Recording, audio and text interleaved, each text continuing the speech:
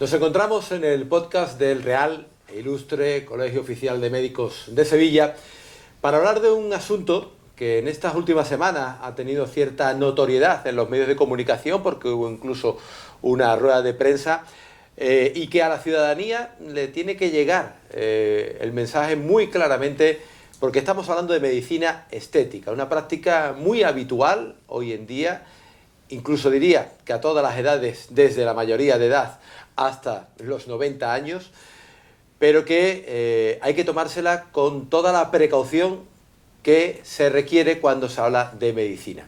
Porque el titular es muy claro: el 65% de los tratamientos médico-estéticos que se han realizado o se realizan lo hacen profesionales no cualificados. Vamos a hablar de todo ello con el director general de Prevención de Intrusismo en el Colegio de Médicos de Sevilla, el doctor Moisés Rodríguez. ¿Qué tal, Moisés? Muy buenas tardes. ¿Qué hay? Buenas tardes, encantado de estar con vosotros. El titular impresiona. Sí, esta Dirección General de Intrusismo precisamente se crea por este motivo, ¿no? O sea, empiezan a aparecer cada vez más efectos adversos de tratamientos realizados en establecimientos que no son consultas. Ese dato que has dado, el 65% de los tratamientos se realizan por profesionales que no están cualificados, lo da la Sociedad Española de Medicina Estética en febrero de este año en el Congreso Nacional, donde hacen una encuesta poblacional y salen datos que nos ponen los pelos de punta. O sea, estamos hablando de más de la mitad, es decir, 65% es un porcentaje muy alto, que uno lo piensa en cualquier otro tipo de medicina y se echaría las manos a la cabeza, parecería que estamos en una república bananera. Esa es la lectura que hacemos nosotros. O sea, parece mentira que en el momento de la sociedad que vivimos no sea consciente la sociedad de que es un acto médico y que hay que acudir a un médico, y sean capaces de, por ahorrarse algo de dinero o porque hay muchos seguidores de ese centro en redes sociales, pues acuden a sitios que no tienen pues la mínima calidad y por supuesto no están cualificados. Y decía también, el 20% de los tratamientos se realizan en sitios que no son ni siquiera establecimientos sanitarios, o sea que es pues en un centro de belleza, en una peluquería, en un domicilio particular, y se hacen tratamientos. O sea, que a mí me digan que va a venir alguien a mi casa a ponerme un tratamiento que es un tratamiento médico, me parece cuando menos pues bastante llamativo. O sea, esa es la misión que tenéis los periodistas, hacer llegar todos estos adversos que pueden pasar a la población para que la población diga dónde estoy, qué estoy haciendo, ¿no? Es que el dato que también acaba de aportar da más miedo todavía. Estamos hablando de un 20% de personas que acuden a sitios que ni estarán acondicionados, ni preparados. Si hay una urgencia, evidentemente no sabrán cómo actuar, con unas condiciones higiénico-sanitarias que desconocemos completamente. Exactamente. Consejería de Salud puede inspeccionar cualquier establecimiento sanitario, pero si llega, hemos puesto un ejemplo de una peluquería, no es peyorativo, pero si un inspector de la consejería llega a una peluquería y el peluquero dice aquí no entra, no puede entrar como no sea con una orden judicial. Por lo tanto, no puede hacer una inspección de qué es lo que están haciendo allí o qué materiales tienen o qué es lo que puede estar pasando ahí dentro. Por lo tanto, además de eso, sucede que para comprar un producto sanitario o para comprar un medicamento, tiene que ser un médico el que lo compre, tiene que prescribirlo un médico. Por tanto, si en esa peluquería tienen que tener una medicación, el célebre Botox, la toxina botulínica, es un medicamento. Si no hay un médico que lo compre, no lo puede comprar oficialmente. Presuntamente lo está comprando ilegalmente. Por lo tanto, un medicamento que se compra por una vía que no es la correcta, evidentemente no nos da ningún tipo de seguridad, ni trazabilidad del producto, ni si ha mantenido la cadena de frío, ni siquiera si es inyectable. O sea, es que no podemos saber qué es lo que hay dentro de ese vial que nos han vendido porque lo hemos comprado de una manera que no es la correcta. Hace poco relativamente, no sé si recordará, apareció una operación que se llamaba calopsia, donde se detectó una red de fraude, una red de tráfico de medicamentos y productos sanitarios, y bueno, presuntamente con un delito de muchos miles de productos que estaban introduciendo ilegalmente en España para venderlo desde este punto de vista ilegal, ya digo, presuntamente hasta que lo diga un juez, ¿no? ¿Y las administraciones qué hacen al respecto? Porque ustedes denunciáis, ponéis frente al espejo la realidad, la dura realidad que ahora mismo estamos comentando. Aquí, evidentemente, tienen que tomar cartas en el asunto las administraciones. Sí, en Sevilla, cuando menos, la administración está bastante cercana a nosotros.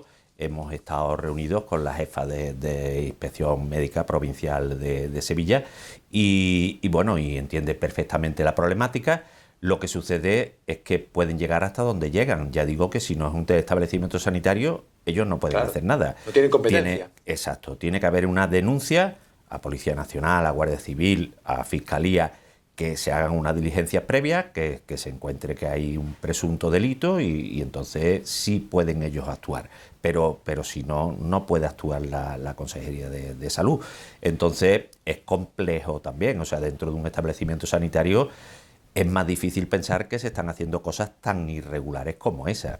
Entonces, bueno, pues ya digo, si están por la labor de cuando conocemos cosas que presuntamente pueden ser ilegales, hacer inspecciones a los centros que le vamos comunicando o que vamos denunciando a través de esta Dirección General de Intrusismo. Evidentemente tiene que estar, como se suele decir, ojo a visor, recibiendo esas denuncias, analizándolas ustedes, haciendo ese trabajo previo para poder transmitirlas posteriormente. Pero esto tiene dos maneras de prevenir. Una, evidentemente, es la más agresiva, que es la que estamos comentando, de ir directamente al foco en esos centros no cualificados que es los que realizan esa medicina estética. Y otra, la concienciación a la ciudadanía, porque quizás estos centros proliferan porque la ciudadanía percibe la medicina estética como algo banal, ¿no? Algo, bueno, sin importancia, no va a tener mayor complicación.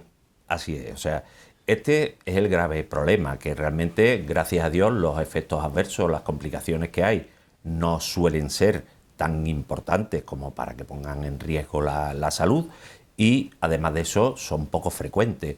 Entonces, se banaliza. Pero aunque sean poco frecuentes y no suelen ser importantes, sí puede haber complicaciones importantes. Entonces, cuando hay una complicación que es importante, pongamos un ejemplo, vamos a inyectar una sustancia de relleno, ácido hialurónico, me imagino que sonará porque es una molécula que está desde las cosméticas, las cremas que nos ponemos, solo o con otros componentes, hasta en esos inyectables que nosotros utilizamos para rellenar. Pues ese ácido hialurónico es muy denso. Si tenemos la mala suerte de que canalizamos un vaso sanguíneo y lo introducimos dentro, tapona ese vaso sanguíneo, provoca una embolización y no llega la sangre a un sitio determinado. Si es la piel, pues va a provocar una necrosis de la piel con la posterior cicatriz, etcétera, etcétera, pero puede llegar hasta el ojo y provocar una ceguera. Claro, cuando nosotros hemos puesto el ácido hialurónico, hay una medicación, que es la hialuronidasa, que es capaz de destruir ese ácido hialurónico, disolverlo, por decirlo así, fraccionarlo para que el organismo sea capaz de eliminarlo. Si inmediatamente, cuando nos damos cuenta de que hay esa complicación, utilizamos la hialuronidasa, podemos suavizar mucho esa complicación y que no deje secuelas o que las secuelas sean mínimas. Pero si no tenemos hialuronidasa, porque es un medicamento y si no eres médico es difícil de conseguir, como decíamos antes, por los cauces legales, pues evidentemente esa complicación puede acabar siendo una cosa muy grave, que es la ceguera. Y si llega a un servicio de urgencia de un hospital, no es frecuente que haya ese medicamento, porque es un medicamento que sí tenemos que tener nosotros en nuestra consulta como medicación de urgencia por si hay esa complicación, pero que difícilmente en un hospital público va a haber a lo mejor ese producto.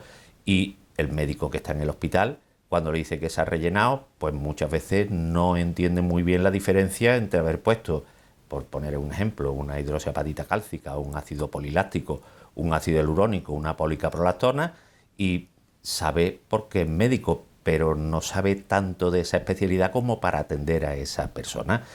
La medicina estética no existe en la Seguridad Social, por lo tanto no hay un médico estético allí que pueda decirle esto es lo que tenemos que hacer cuando hay este tipo de complicación. Porque si hay un problema vascular, pues va a consultar al cirujano vascular, pero el cirujano vascular no sabe que ese émbolo que está en ese vaso se puede quitar nada más que poniendo una inyección. Piensa que tiene que abrir el vaso para extraer el émbolo, como se hace con otro tipo de émbolos, ¿no?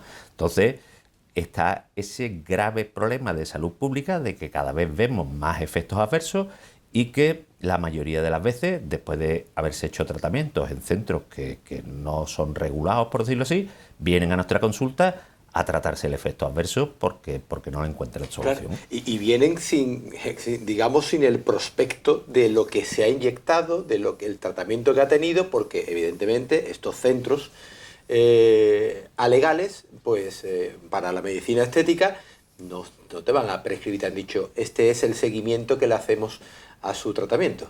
Efectivamente, ese es el grave problema con esta cosa, que muchas veces tenemos que hacer una ecografía rápida para ver si es un material reabsorbible, no lo es, qué tipo de material es, etcétera, etcétera, antes de hacer el tratamiento incluso. O sea, nos conlleva muchísimo más dolor de cabeza, entre comillas, en el sentido que nosotros cuando hacemos un tratamiento damos una ficha al paciente donde lleva exactamente no el nombre del producto o el tipo de producto, sino hasta el número de lote, el número de serie, la caducidad de ese producto, etcétera, etcétera. Y ya no es solamente, como ha dicho, el dolor de cabeza hasta encontrar el problema, sino pérdida de tiempo que puede ser muy importante para atajar el problema. En medicina y sobre todo en urgencia, el tiempo es oro.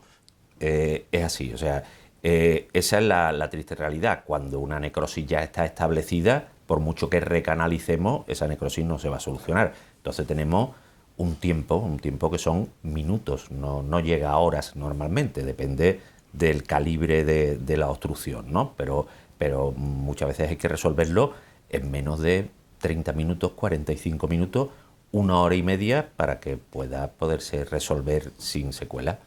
Lo que nos reímos en alguna teleserie que hemos visto, en la que algunos de las sitcoms estas en las que aparecen en un bar inyectando ácido hialurónico con espetos y nos reíamos, pues resulta que, por desgracia, la realidad en muchos casos supera la ficción.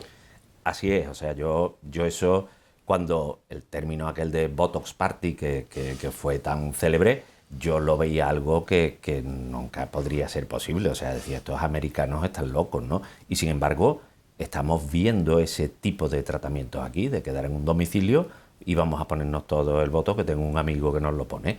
Entonces, bueno, pues esa es la sociedad, y por eso digo que a esa sociedad le tiene que llegar ese mensaje de que puede tener consecuencias muy graves eso que está haciendo. Desde la Asociación de Sevilla de Medicina Estética hacemos el mensaje siempre: si es medicina estética, es cosa de médicos. Su propio nombre lo indica, medicina estética. Medicina, médico, no puede ser de otra manera, y sobre todo para seguridad de la persona que va a hacer ese tratamiento. Después ya está la frivolidad, que es la que nos lleva a estas situaciones, y en muchos casos lo que es barato, por desgracia, suele ser caro en muchas ocasiones. Pero, por eso sí, transmitirle a la sociedad que tiene que buscar que el sitio donde se haga el tratamiento tenga la autorización de una unidad asistencial de medicina estética, que es esa célebre U48, que repetimos tanto, es el número de la unidad asistencial de medicina estética. Si en el centro existe esa unidad, quiere decir que hay un médico que está cualificado y que cumple la reglamentación. Pues doctor Moisés Rodríguez, director general de proyección de prevención de intrusismo del Colegio de Médicos, muchísimas gracias por atendernos en este podcast del Colegio de Médicos. Muchísimas gracias a ustedes y por la difusión. Muchas gracias. Y hay que tomar nota de lo que acaba de comentar el doctor Rodríguez, porque la medicina estética puede ser necesaria, puede ser un placer, pero hay que hacerlo con conciencia.